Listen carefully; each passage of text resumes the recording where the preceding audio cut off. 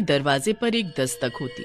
लोग अब इस दस्तक से डरने लगे थे और डर के मारे कोई आवाज सुनकर भी अपना दरवाजा नहीं खोलता था और ना ही उठकर देखने भी जाता कि कौन। हर रोज आधी रात को हर घर की दस्तक पर एक ही आवाज आती, लड्डू दे दो, लड्डू दे दो, भूख लगी है, लड्डू दे दो।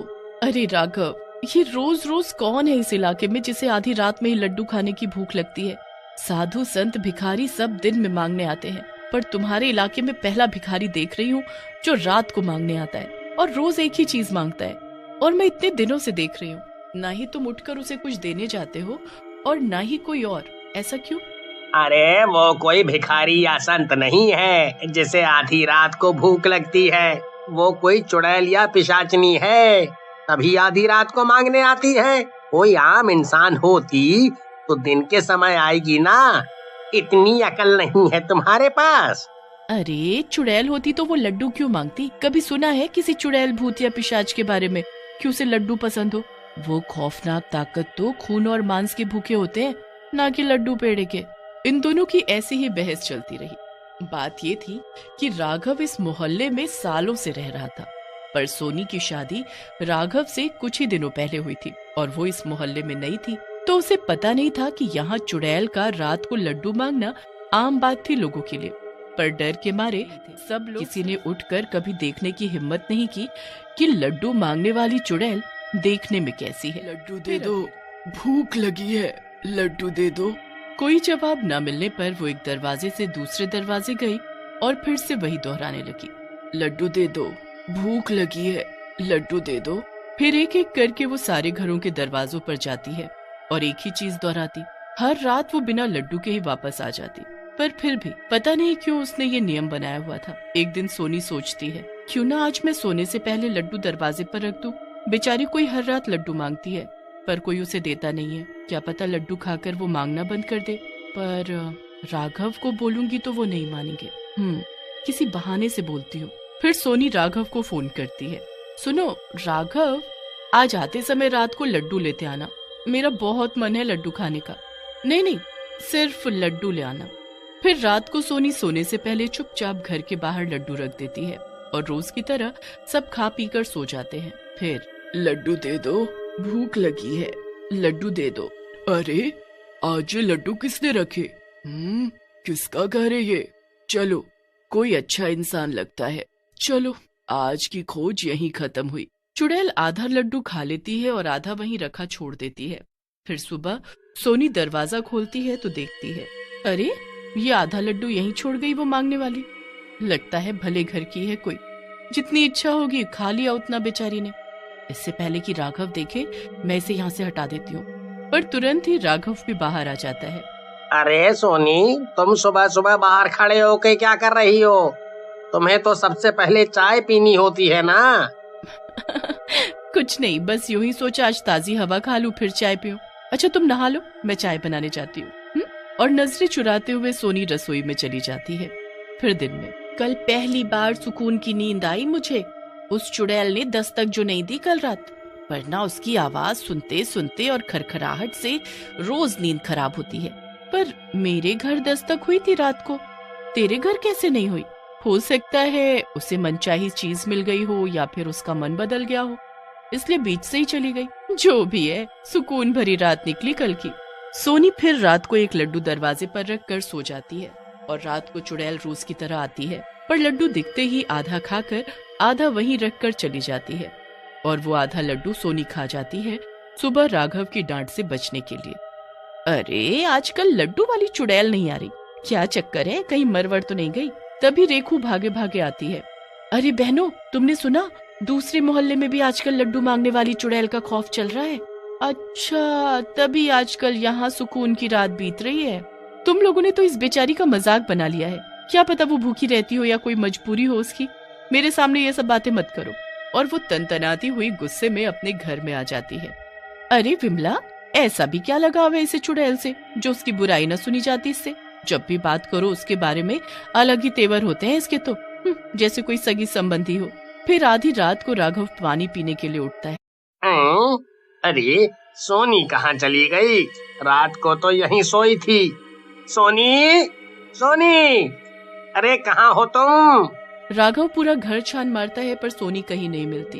अरे कहीं वो चुड़ैल मेरी सोनी को खा तो नहीं गई? जरा बाहर जाके देखूं तो। दरवाजे पर उसे आधा लड्डू रखा दिखता है। आधा लड्डू? ये किसने रखा यहाँ? ये क्या हो रहा है मेरे घर में? सोनी गायब है, दरवाजे पर लड्डू रखा है। अब इस समय मैं किससे मदद मांगू? सब घोड़े बेच के सो रहे होंगे। तभी एक हल्ला सुनाई पड़ता है जो कि दूसरे मोहल्ले से चिल्लाने की आवाजें आ रही होती हैं। अरे लड्डू वाली चुड़ैल के पीछे मेरी बीवी भी भागी जा रही है, कोई रोको उसे, वरना वो भी चुड़ैल न बन जाए कहीं। बीवी चुड़ैल के पीछे? धन्यवाद भाई, आप इस समय मेरी मदद के लिए आए, वरना आज तो मैं अपनी बीवी से हाथ धो बैठता। राघव फिर सोचता विचारता अपने घर वापस आता है और वो देखकर दंग रह जाता है। अरे ये सोनी कैसे भुक्कड़ों की तरह लड्डू खा रही है? और ये तो थोड़ी देर पहले थी नहीं यहाँ। क्या चल रहा है ये? अरे सोनी, मैं तुम्हें कब से ढूंढ रहा था, कहाँ गई थी तुम? और ये इतनी रात को इतने सारे लड्डू खा रही हो? तबीयत तो ठीक है तुम्हारी? और ये इतने लड्डू आए कहाँ से? सोनी लाल आंखों से तिरछी निगाहों से राघव को घूरती है। ये रूप देखकर राघव डर जाता है। वो चुपचाप जाकर बिस्तर पर लेट जाता है। फिर सुबह, अरे भाई सुना, अगले मोहल्ले की खबर आई है कि उनकी बीवियां लड्डू वाली चुड़ैल के पीछे जाती हैं और अपना आपा खो देती हैं। कितनों की तो बीवी वापस मिली ही नहीं। जिन्होंने आवाज लगा के रोक लिया तो रोक लिया, वरना बीवी गायब। ऐसे कैसे हो सकता है? हमारे मोहल्ले में भी तो चुड़ैल कब से लड्डू मांग रही है, पर यहाँ तो ऐसा नहीं हुआ कभी। ओहो, क्योंकि हम लड्डू देते नहीं ना। उस मोहल्ले में उनकी बीवी बाहर चुड़ैल के मांगने पर लड्डू देने चली जाती थी और फिर ये सब होने लगा। फिर रात को, अरे सोनी सुनो, मुझे सुबह जल्दी ऑफिस जाना है, तो कल जल्दी उठ जाना, नाश्ता बना देना। ठीक है। फिर वो दोनों सो जाते हैं। आधी रात को राघव जब उठता है तो फिर सोनी को गायब पाता है। राघव सोनी को पूरे घर में आवाज देते हुए ढूंढता है पर सोनी कहीं नहीं मिलती। राघव घर के बाहर देखने जाता है तो देखता है कि दरवाजा खुला है। अरे आज ये दरवाजा कैसे खुला रह गया? रोज तो मैं खुद बंद करके सोता हूँ, लगता है जल्दी में खुला छोड़ दिया मैंने कल रात। तभी उसकी नजर वहीं पर रखे आधे लड्डू पर पड़ती है। राघव उसी समय गलियों में सोनी को ढूंढने लगता है। वो यहाँ वहाँ सोनी को हर जगह ढूंढता रहता है पर वो नहीं मिलती। राघव टेंशन में घर आता है तो देखकर दंग रह जाता है। अरे सोनी, ये तो घर पे ही है, पर मैंने तो पूरे घर में देखा था, तब तो कहीं नहीं मिली। पर ये कर क्या रही है? सोनी फिर से ढेरों लड्डू खा रही होती है, वो भी भुक्खड़ों की तरह, जैसे कभी उसने लड्डू देखे ही ना हो। राघव को ये सब बहुत अजीब लगता है। सोनी बस उसे गुस्से की निगाहों से देखती है और फिर लड्डू खाने लगती है। फिर जाकर कमरे में सो जाती है। सोनी के सोने के बाद राघव देखता है तो वहाँ ढेरों लड्डू रखे होते हैं। ये क्या माजरा है? मेरे तो सर की नस फट जाए लगता है। रात को सोनी का व्यवहार कितना अजीब हो जाता है और सुबह ठीक रहती है, पर हुआ क्या है इसे? पता करना पड़ेगा कैसे भी। अगली रात राघव सोता नहीं है और जैसे ही सोनी उठकर बाहर जाने लगती है, राघव भी चुपचाप उसकी जासूसी करने लगता है। वो देखता है कि सोनी ने एक लड्डू बाहर रखा जिसे चुड़ैल ने आधा खाया और आधा सोनी को खाने को दिया। फिर वो चुड़ैल के पीछे पीछे जाने लगी। पीछा करने पर उसने पाया कि सोनी भी एक चुड़ैल के रूप में बदल गई और दूसरे मोहल्ले में लड्डू मांगने वाली कोई और नहीं, सोनी चुड़ैल ही है। वो देखता है कि सोनी चुड़ैल घर घर लड्डू मांग रही है और जो भी लड्डू देने आती हैं औरतें उनको आधा लड्डू खिलाकर वश में कर ले रही है और एक सुनसान जगह पर जाकर वो उन औरतों को लड्डू में बदल देती है। चुड़ैल उन औरतों से बने लड्डू को एक थैले में भरकर रखती जा रही थी और फिर सोनी अपने इंसानी रूप में आके घर वापस आने लगती है।